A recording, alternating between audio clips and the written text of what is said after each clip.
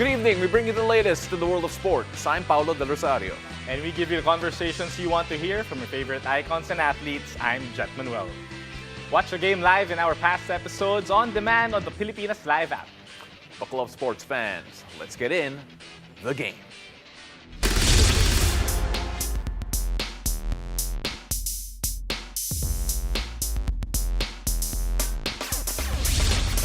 Well, the stage is different for us here, but the stage is also finally set as the Ateneo Blue Eagles take the last spot in the UAP Season 86 Men's Basketball Final Four. Now, with me to break down the matchups coming your way this weekend is UAP analyst, my co-host, UAP almost Final Four analyst, Jet Manuel. Thank you. Grabe. Okay. Ateneo and Adamson, let's start off with that game first. Because Ateneo showed their dominance, some people were doubting them, but then what stood out for you there first? I mean, I covered the game, so I saw it live, and everything that happened in between. Ateneo just went out, stuck to their script, and what's most impressive for me is that they stuck to their script, their game plan from the first minute all the way up to the last. Even with a 20-point lead, they were still on it. The defense was impeccable. The way they picked up their guys full court, they knew the adjustments, everything was going their way. They basically stopped Adamson from doing what they wanted, and they got what they wanted on the offensive end. Well, between the two birds, the Blue Eagles flew higher. Now, let us now continue here and focus on the matchup between UP and Ateneo by looking at some of their scoring numbers here. You take a look at that. Again, numbers-wise, a big disparity in points per game.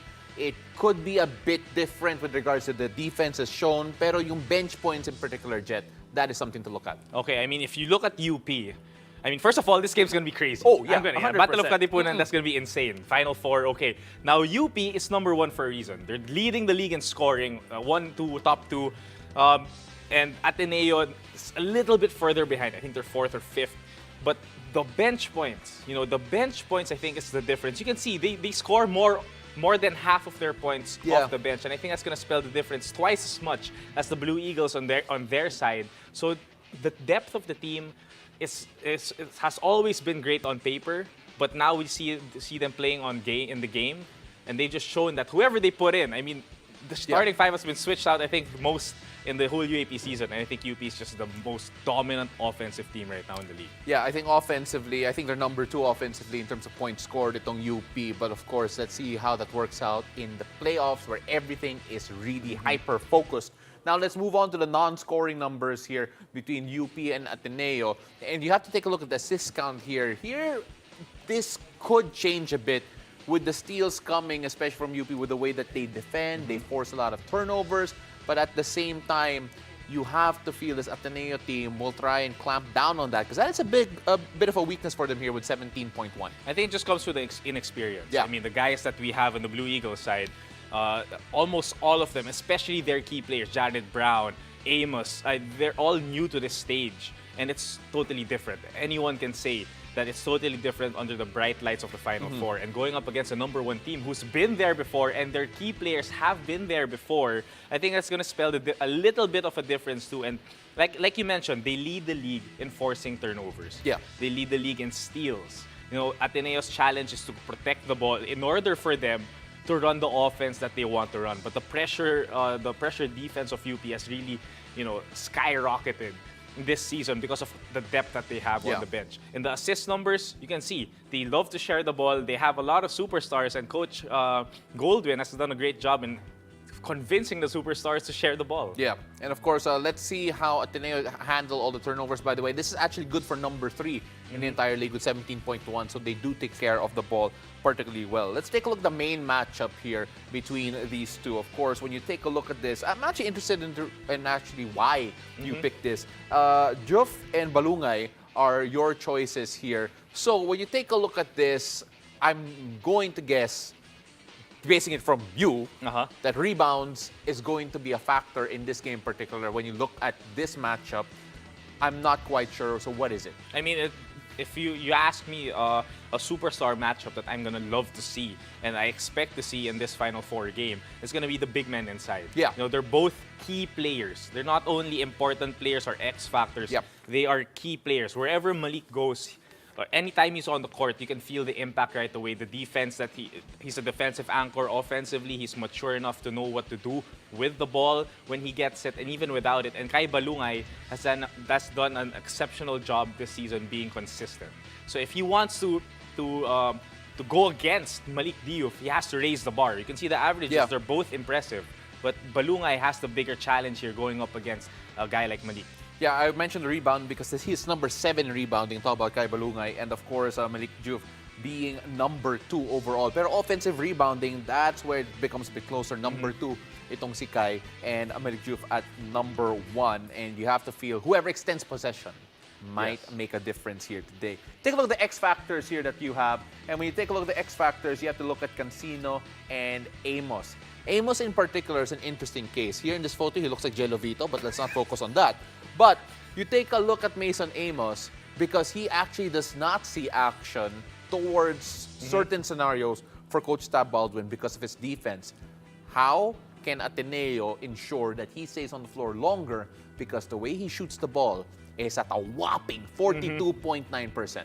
I mean that Amos has gone in and out, especially in possessions where you want defense, you bring Obasa in. You want offense, Amos in. But I think that was, during the part of the season where Coach Tab is trying to give Mason a feel. Yeah. The last game, I saw him start the game. I saw he was immediately inserted in there to defend Cedric Manzano of Adamson. So I think they're giving a little bit more trust, and I think it's just the offense that he provides that overshadows the lack of consistency that he has defensively. But you look at the numbers, that's why I love this matchup. Yeah. It's because these guys are the best shooting players for both squads. CJ Cancino has led UP in scoring. They're the number 1 team offensively. They're the number 1 team in terms of talent. And he's leading all of that talent in scoring. He's shooting 37%. Every time he has the ball in the three-point line, he's going to jack it up, and a lot of them go in. And the percentages, I think, for them, it's going to be key because CJ Cancino may be a little bit of less pressure for him, but Yeah. he's always going to be there. But Mason Amos has to provide that spark. And he has done so far. And when they win, he's been amazing in those games. Oh yeah, absolutely. Again, easily one of the best shooters in the UAP this season in particular. But let's now move on to the next matchup. Of course, that is LaSalle against NU. And when you take a look at this matchup in particular, we were talking about the offense of UP just a while ago. But then number 1 in terms of points scored, the DLSU Green Archers going up against an NU Bulldogs who lag a bit behind. But then this matchup may be closer than the number suggests here. Yeah, definitely. I think NU has battled through injuries. During the start of the season, they've shown that, they're one of the most impressive teams in the league. And they've kept that number 2 spot for almost until the last game. Yeah. Until the last game. So they're there for a reason. It's because of whoever's on the floor. I think they stick to Coach Jeff's game plan, and they know how to perform under the lights. But you look at the Green Archers, how they've peaked. Yeah. If I can get if I can divide the stats between the first round and the second round, this is gonna be way off. Yeah. Because they peaked at the right time. 8-game winning streak. They swept the second round, and the way they've been playing is just everybody's peaking at the right time, and I think that's why they're very, very dangerous. And speaking about being dangerous here, you have to take a look at some of the defensive numbers here and the non-scoring numbers here between LaSalle and NU. And when you take a look at the non-scoring numbers, you have to take a look at the fact that in terms of points allowed, 67.6%, if I'm not mistaken, here for the NU Bulldogs. That is a great number. But how do you do that against the hottest offensive team in LaSalle? That's it. That's the question that everybody's going to wonder. And what will NU do in this game to do that? Because they're the number 1 team on offense, and you're number 2 or number 3, I think, in points allowed in the league. So what's going to happen here? And that's what I think what makes this so exciting, because now a lot of game plans are coming out. But I think a key number, that's why I wanted to focus on the rebounds, is because LaSalle is dominant on the boards. Yeah. They have almost 6 rebound advantage, and that can easily convert to 12 points for LaSalle. And they've depended a lot on the rebounding of the bigs, Mike Phillips, Kevin Kiambao, and I think that's just the number that I think people are going to watch out for. NU has to do a good job in containing that. Well, you said the magic name there, Kevin Kiambao, and so we're going to talk a bit about him, and of course, Kian Baclan in particular, who are the guys to watch out for. Point total's not quite there, and if, again, looking at the numbers, this matchup may seem a lot closer come game time because of the impact these two guys have on their respective teams. Yeah, that's it, impact. The impact that they have respectively on their teams. This is a superstar matchup that I chose because Kian Baclaan is a point person on offense for NU. Yeah. Kevin Cambao is the point person on offense for the DLSU Green Archers. And you can see the stats. Of course, it's incomparable in a way because they Yeah. play different positions.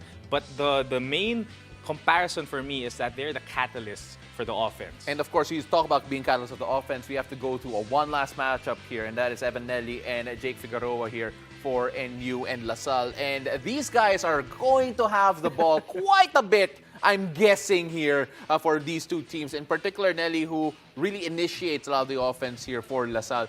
He's been a bit on and off based on the field goal shooting percentage, but then you're a shooter, that's okay. That's okay. I mean, shoot or shoot. I'm going to defend Evan in that case. But Jake Figueroa has done his job too. But talking about Evan, I think this season is very impressive for him because he leads the league in assists to turnover ratio. He's number 1 in the league in that. He leads the league in assists. And I think the team now, if you look at Kevin Cambao, if he's off because NU's going to guard him, going to focus on him, and LaSalle's going to focus on Kian Baclaan, these are the guys that you go to next. So it depends on how they play. Jet, really quickly, who makes the finals? All right, so with that, we have a lot more to talk about, of course, with the Final Four, but we'll leave it at that for the meantime. More sports stories after the break. Stay tuned. You're watching The Game.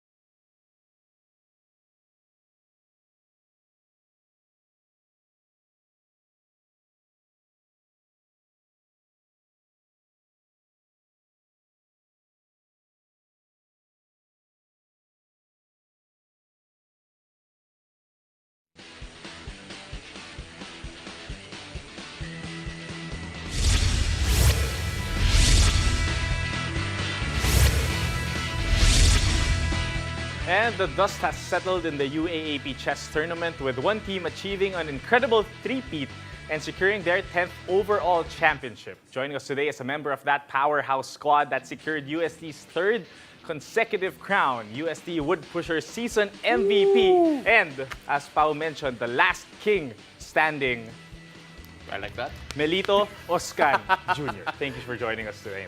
Thank you so much. Oh, maraming salamat. So, syempre, maybe you're still overwhelmed. Ang ganda ng pinanalo nyo in that USC Championship. But can you talk about how you feel right now after winning that tournament? Sobrang heartwarming lang yung nangyayari ngayon. Kasi talagang unexpected yung pangyayari. So, ang sarap lang sa feeling na nangyayari yung mga ganitong bagay ngayon. Ano yung unexpected? The fact that you defended the championship or the fact na nag-MVP ka? Yun yung pagiging MVP ko. Yung isa yun. Tapos, actually talagang hindi ko talaga na-expect na like magpa-perform ako dito sa season na to na talagang parang mabibigay ko lahat. Kasi feeling ko kulang pa talaga yung training. Pero which is naging unexpected talaga kasi nga ako pa yung naging MVP tapos nakakuha namin ulit yung crown.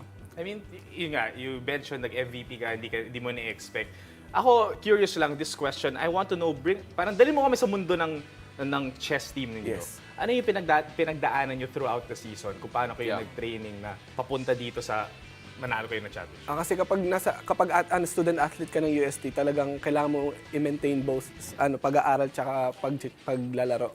So yun yung naging factor na nagpapahirap sa amin kasi tulad ko, nag-thesis ako tapos nag-OJT pa. Talagang may mapapabayaan kang isa.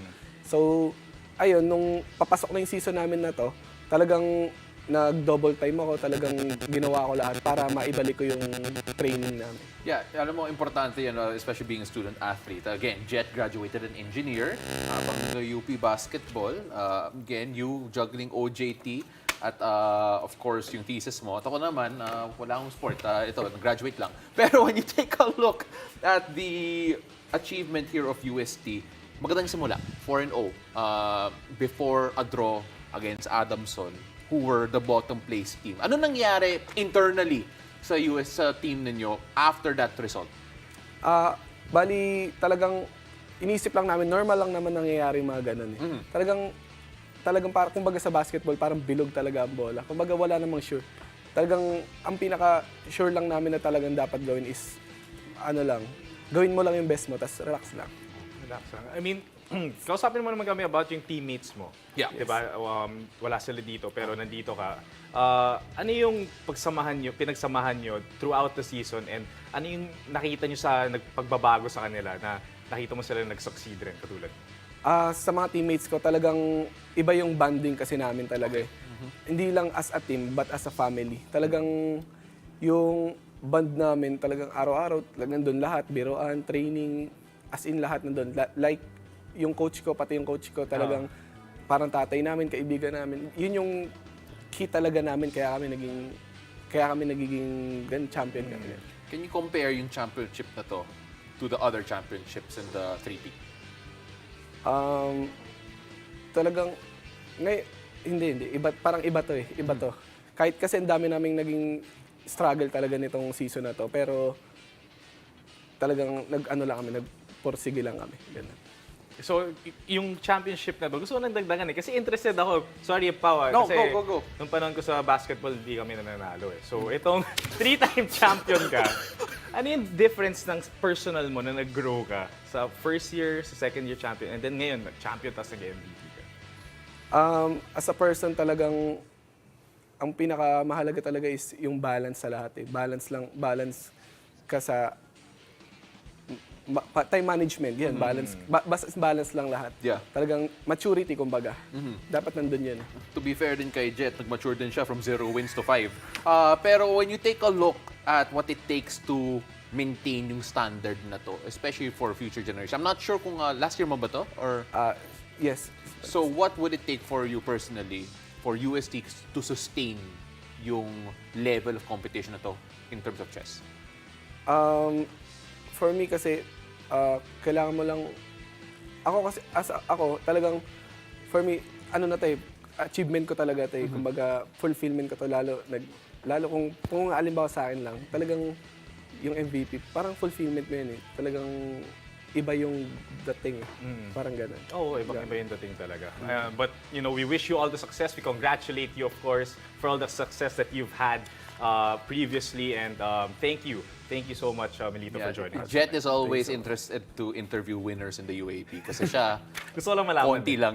Konti rin naman Gusto ko lang malaman. And thank you. So, we'll give you the wrap-up in the NBA in-season tournament when we return. Keep it here. You're watching the game.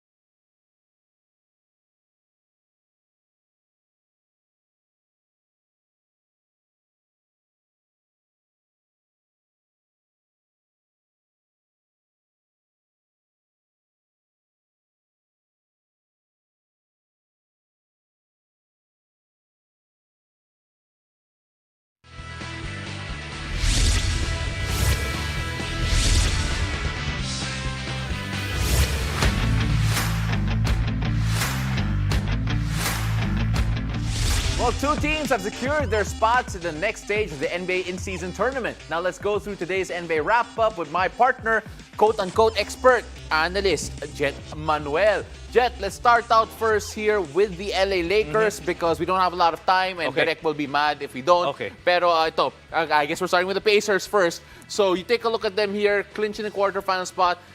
The Pacers is probably going to be a team that we don't consider as NBA regular season champions material. But in the NBA in-season tournament, they look like they have a chance. I think they're just taking advantage of the new situations that this in-season tournament is providing for all the teams. Yeah. But you look at the Indiana Pacers specifically, they've been playing great basketball. The number one scoring, the number one in offensive rating. And I think the key is for them is really just the pace of play. Yeah. You see the record that they have 3-0 in the East Group A, and their latest tournament, look at the score, 157 points. Oh. I mean, yeah, they did. I I'm not talking about the defense. scoring was the outscoring, big factor yeah. there. Outscoring Now, their opponent. Let's take a look at the Lakers here, who unfortunately walloped the Utah Jazz. Of course, unfortunate for me, pero ito, advanced to the quarters as well. The Lakers look like a championship team, not only in the regular season, but also here in season. I mean, yeah, but I'm going to have to say they fortunately did that because now they have a 4-0 record in their group in the in-season tournament against the Jazz, who have not been playing that great basketball. No, they have 131 points against 90. I don't know. The Jazz just We're not doing not, it so we're not far. that Lakers, great this year. let's go. Lakers are going well. I'm sorry about that. But again, Jet, really appreciate you. Thank you very much for rubbing salt in the wound, and take it away. Always a pleasure. Thank you for joining us. I'm Jet Manuel. And I'm Paolo Del Rosario. This has been The Game.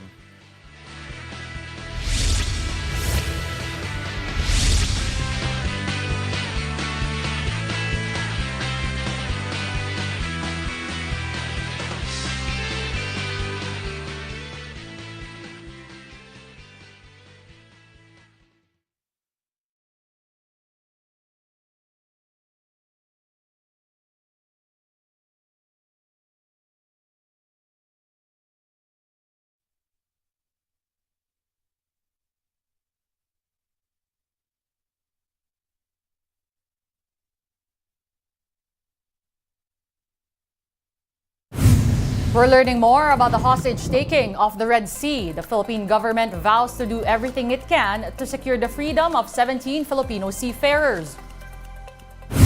The Vice President calls out the House moves to allow the ICC probe into her father's drug war. But the Speaker says nothing is cast in stone yet. And take a look at how several Filipino content creators broke a Guinness World Record.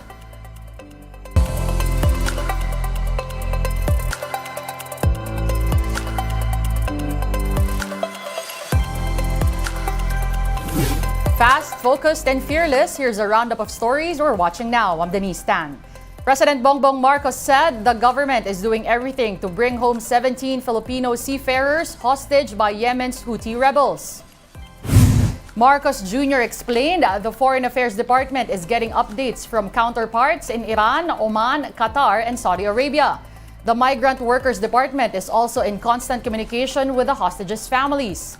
On November 19, the Houthis seized the cargo vessel Galaxy Leader in the Red Sea over its supposed ties with Israel.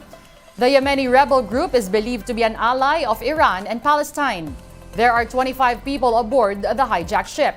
According to the New York Times, the vessel was anchored just outside a busy Yemeni port. Based on satellite images, the Galaxy Leader ship was seen off the Red Sea's Al Hudaydah. The House of Representatives has started tackling the resolutions pushing the government to cooperate with the drug war probe.